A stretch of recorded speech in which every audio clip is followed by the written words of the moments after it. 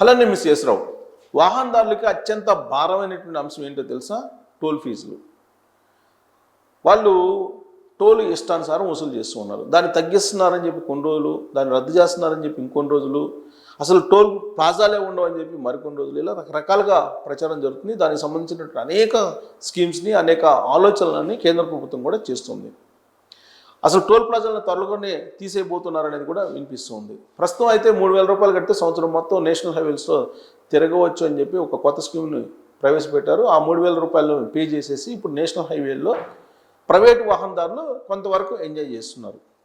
అయితే స్టేట్ హైవేలు చాలా ఉన్నాయి. ఈ స్టేట్ హైవేల్లో మాత్రం మేము బాగా భారీగా డబ్బులు వసూలు చేస్తున్నారు. ఉదాహరణకు నార్కెట్పల్లి నుంచి అద్దంకి, ఇది స్టేట్ హైవే. యాక్చువల్గా అది నేషనల్ హైవే లుక్ ఉంటుంది, బట్ స్టేట్ హైవే కింద ఉంది.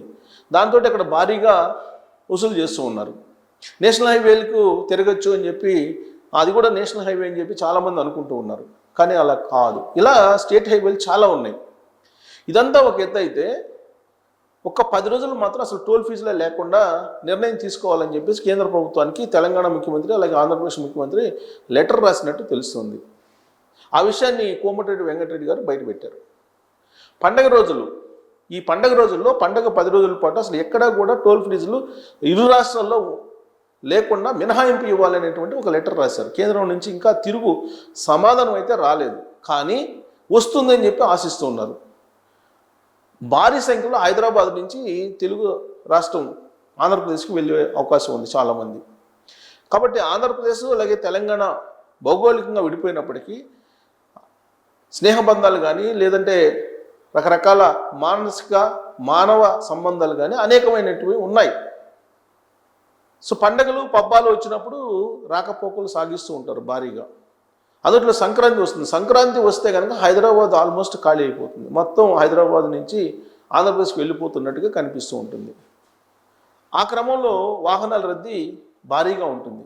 ఆ విషయం నేషనల్ హైవే పక్కనే ఉన్నట్టు నల్గొండ జిల్లా హెడ్ క్వార్టర్, ఆ హెడ్ క్వార్టర్లో ఉండేటువంటి కోమటిరెడ్డి రాజగోపాల్ రెడ్డికి, అలా కోమటిరెడ్డి వెంకటరెడ్డి గారికి బాగా తెలుసు. కోమటిరెడ్డి వెంకటరెడ్డి గారు ప్రస్తుతం మినిస్టర్.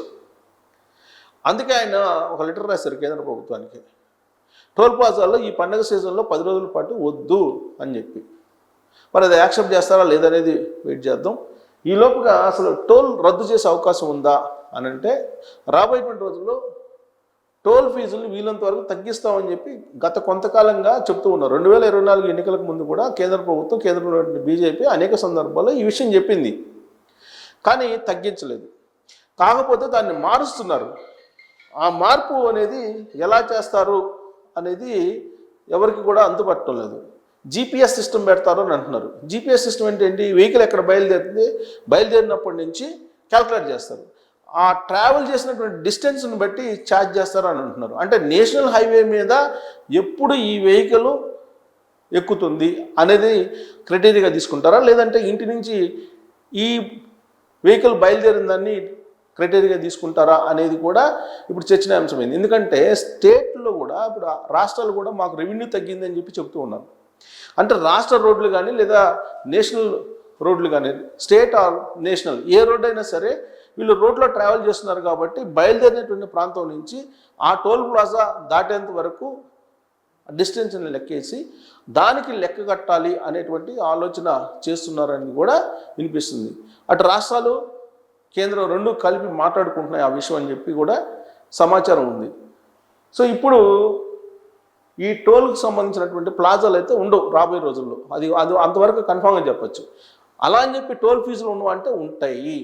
ఆ టోల్ ఫీజుల్ని మరింతగా పెంచేటువంటి ఆలోచన చేస్తున్నట్టు కూడా తెలుస్తుంది. కాకపోతే ఈ పండగ 10 రోజులు ఎప్పటి నుంచి ఎప్పటి వరకు ఈ టోల్ ఫీజులకు సంబంధించినటువంటి ఉపశమనం లభించబోతుంది ఇన్ కేస్ కేంద్ర ప్రభుత్వం కనుక అంగీకరిస్తే అనేది కనుక మనం ఒకసారి చూస్తే, ఇది సంక్రాంతి రోజుల్లో హైదరాబాద్ విజయవాడ హైవేపై ప్రత్యేక దృష్టి.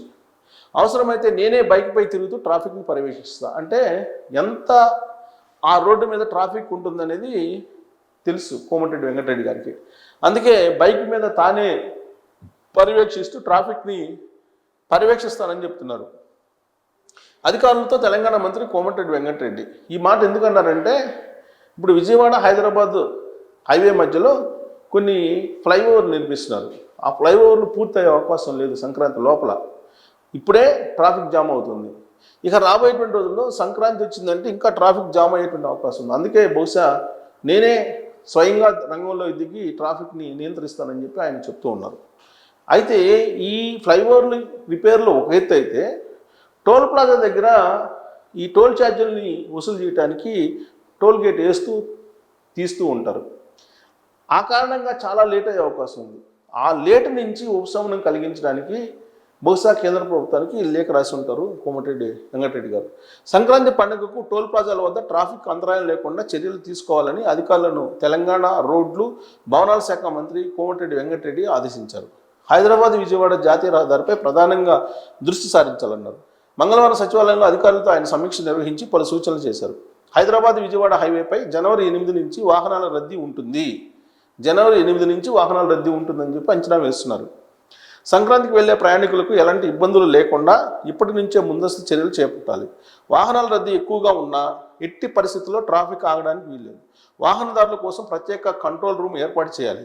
వైద్య, రెవెన్యూ, పోలీసు, ఆర్ఎండ్బి, ఎన్హెచ్ఏఐ అధికారులు నిరంతరం పర్యవేక్షించాలి. సో వైద్యం, ఆరోగ్య శాఖ, పోలీస్ శాఖ, ఆర్ఎండ్బి, అలాగే నేషనల్ హైవే అధికారులు వీళ్ళందరూ సంయుక్తంగా టీమ్స్గా ఏర్పడి పర్యవేక్షించాలి. లేదంటే పండుగ సందర్భంగా వాహనదారులు, ప్రయాణికులు చాలా ఇబ్బంది పడే అవకాశం ఉందని చెప్పి ముందుగానే ఆయన ఎక్స్పెక్ట్ చేసి అంచనా వేసి ముందు జాగ్రత్త చర్యలు తీసుకోవాలి ఇప్పటి నుంచి అని చెప్పి ఆయన ఆర్డర్స్ పాస్ చేశారు.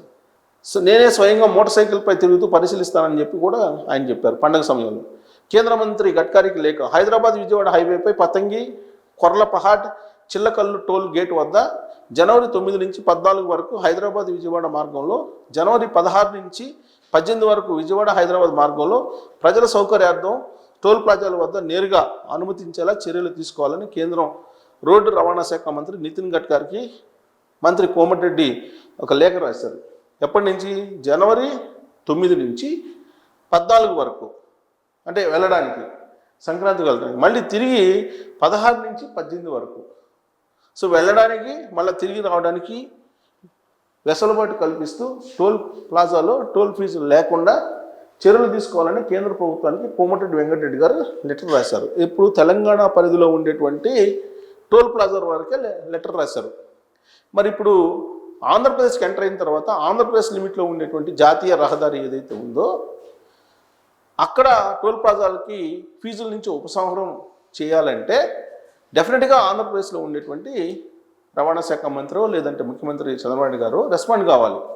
బహుశా కోమటిరెడ్డి వెంకటరెడ్డి గారు లెటర్ రాశారు కాబట్టి ఆంధ్రప్రదేశ్ లిమిట్స్లో ఉండేటువంటి టోల్ ప్లాజాల్లో కూడా టోల్ ఫీజులు వసూలు చేయొద్దు అని చెప్పి కేంద్ర ప్రభుత్వానికి లెటర్ రాసేదానికి అవకాశం లేకపోలేదు. కాబట్టి పండగ సందర్భంగా వెళ్ళి రావడానికి టోల్ ఫీజులు లేకుండా వెసులుబాటు రెండు ప్రభుత్వాలు కల్పించే అవకాశం ఉంది. కేంద్రం నుంచి అయితే ఇంకా గ్రీన్ సిగ్నల్ రాలేదు, వచ్చే అవకాశం ఉందా అనే దాని మీద మీరు కామెంట్ చేయొచ్చు. Thank you.